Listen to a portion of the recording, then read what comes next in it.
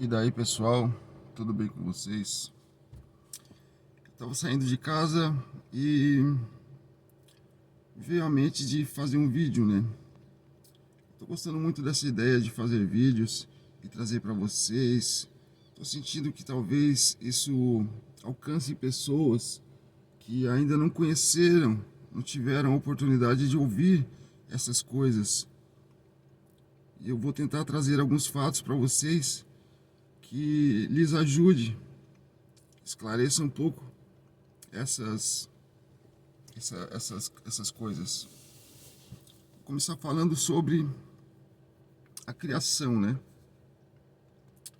Criação, a gente sabe que Deus fez a terra em 6 dias. E são 6 dias literais, porque muitas pessoas falam até que, na verdade, cada dia ali estava representando 1000 anos e tal. Porém, deixa bem claro lá que houve tarde e manhã, primeiro dia. Houve tarde e manhã, segundo dia. Ele vai criando as coisas a cada dia, né? No sexto dia, então, ele fez os animais mais desses tipo de leão, essas coisas assim, os animais mais bonitos, etc, né? Então, depois de tudo, ele fez o homem. Ele pegou, formou o homem do barro. Vocês conhecem a história, né? Ele soprou nas narinas e o homem passou a ser alma vivente. E então, ele viu que tudo era muito bom. E aí então, no sétimo dia, tá certo? Sétimo dia, que é o sábado. Isto posteriormente fica bem claro, né?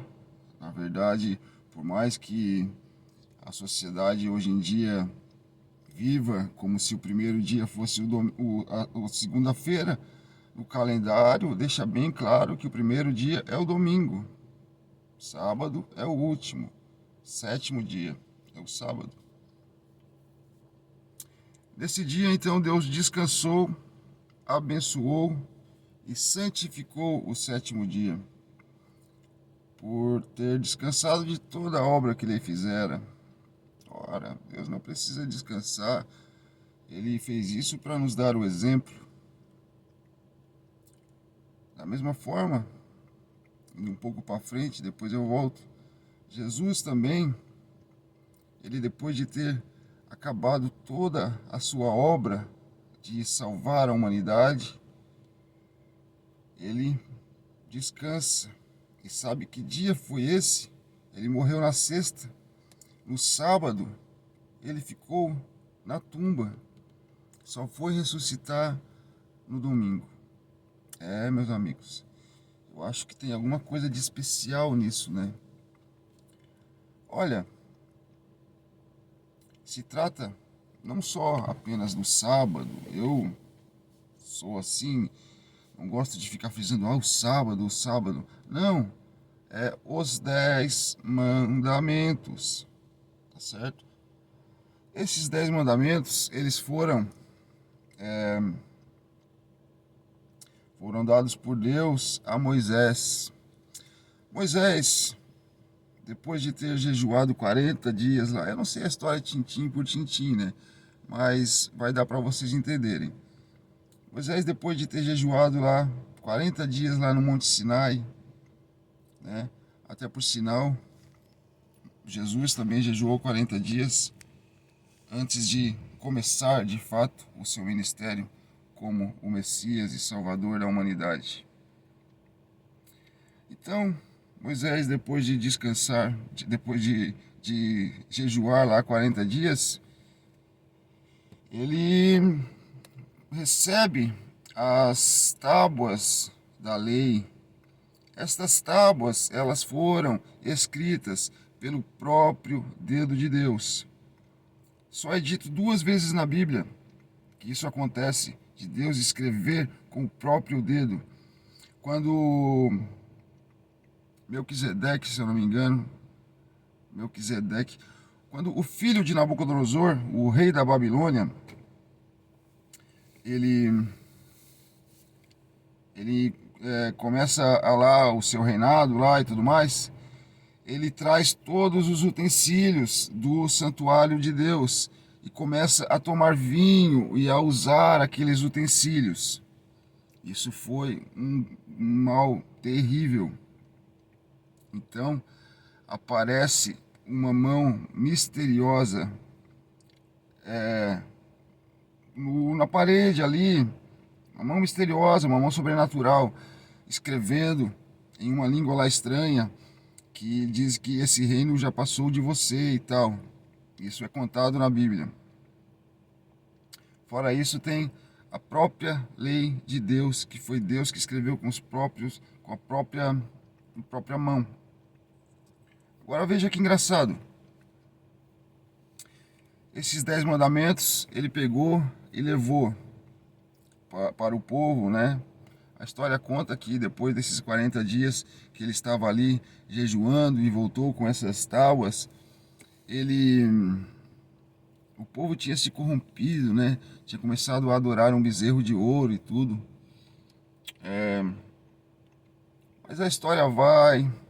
Então, Deus manda que eles construam um santuário, né? Esse santuário, Deus fala o seguinte: Moisés, você irá construir esse santuário da forma como eu te mostrei no monte. Deus trouxe uma revelação para ele e ele deveria construir como se tivesse dado uma planta, mais ou menos assim, tivesse dado uma sabedoria para ele lembrar, tintim por tintim, como deveria ser construído o templo.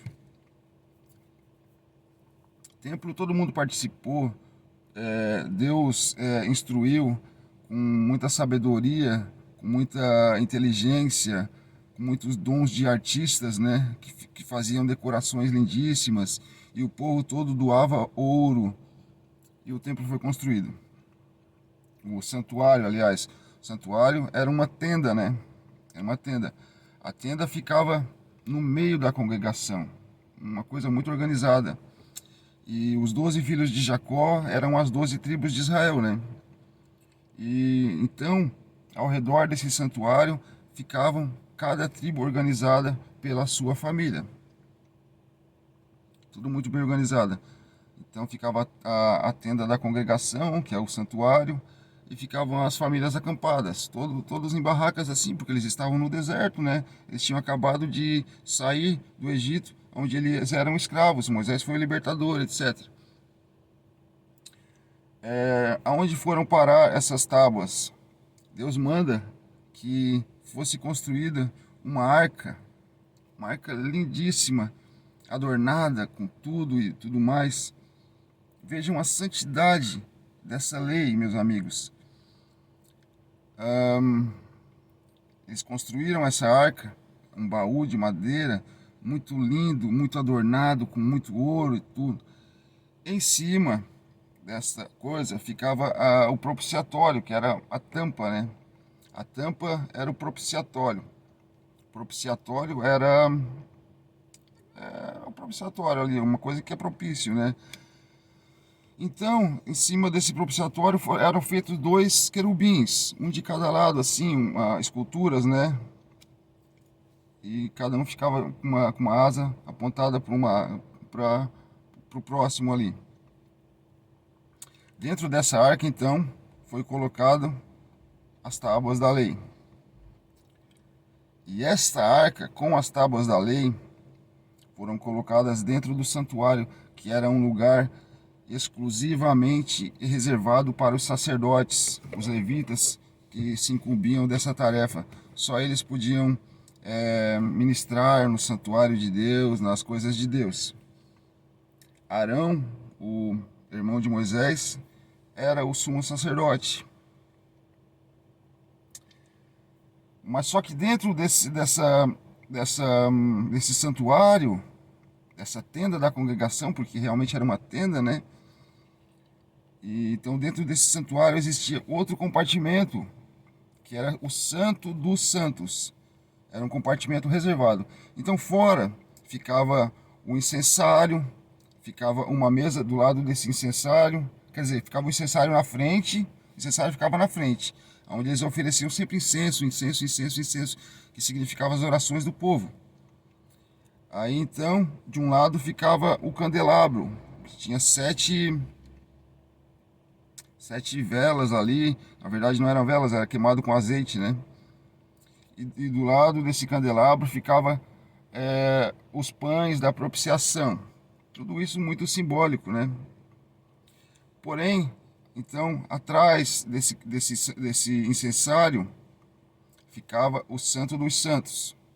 Lá dentro desse Santo dos Santos ficava apenas a Arca da Aliança. A Arca da Aliança, onde ficava os 10 mandamentos. Ali ficava a glória visível de Deus, chamada de Shekinah. Então, ali ficava fechado, sabe? Apenas uma vez ao ano, o sumo sacerdote deveria entrar ali dentro com muita oração. O povo ao redor deveria ficar em muita oração também. E o sumo sacerdote entrava ali.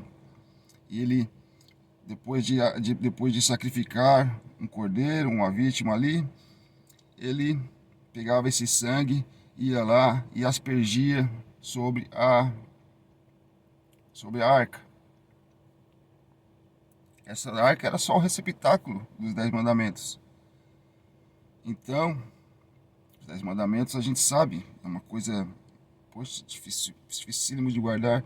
Jesus já disse que só a gente olhar para uma mulher com pensamento impuro, a gente já adulterou. E o mandamento diz, não adulterarás. Então aquele sangue, ele representava Jesus.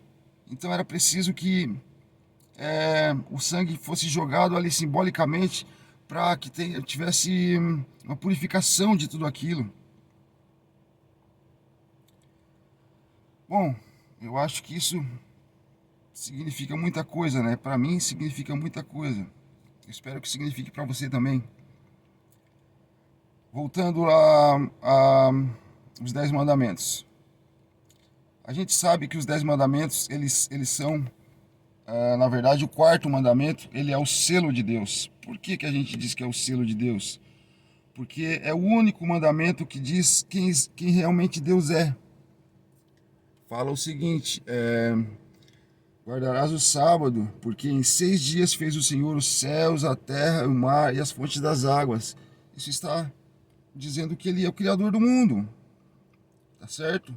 Então a gente deve guardar o sábado porque Ele é o Criador do mundo, o Criador de nós, é o Criador de tudo.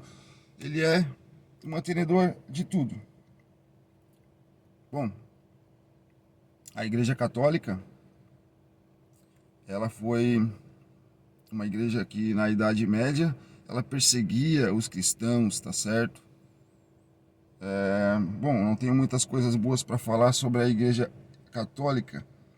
Os membros da igreja, as pessoas que estão ali sinceramente, tudo bem, mas a igreja tem muita coisa errada. As imagens de adoração, o segundo mandamento fala para não adorar imagens de escultura. E eles adoram. Então, o quarto mandamento, o sábado, é o selo de Deus, como eu acabei de dizer. Agora, no fim dos tempos, então, nós descobriremos que o domingo, ele é a marca da besta. Tá certo? Não é nenhuma marca de verdade, uma coisa literal, é só uma coisa simbólica. As pessoas serão impedidas de comprar e vender. Bom, você tem que estudar a fundo isso aí, tá bom? Continue assistindo os meus vídeos, eu vou estar esclarecendo um pouquinho dessas coisas para vocês. Medite com sinceridade nessas coisas. Fique com Deus aí, busque conhecer a palavra de Deus, né? Busque com sinceridade. E assista mais os meus vídeos aí. Se inscreva no canal, deixe um like e fique com Deus.